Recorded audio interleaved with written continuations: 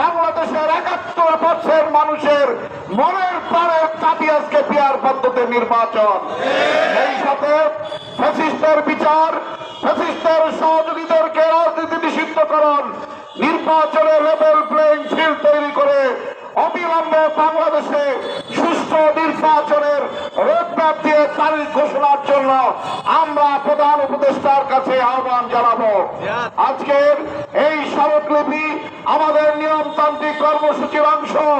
আমরা পরে চাই না এই কর্মসূচির পরে এই ন্যায্য দাবির জন্য, বাংলাদেশের মানুষের কল্যাণের জন্য, এই বাংলাদেশের মানুষের তরুণদের রাস্তার উপরে দাঁড়ানো সরকারের কাছে আমাদের আর দাবি জানাইতে রাস্তায় নামতে হবে।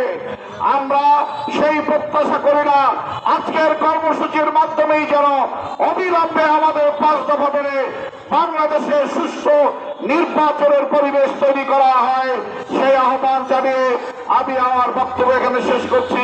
আমার তৌফিক ইল্লাহ বিল্লাহ। আসসালামু আলাইকুম।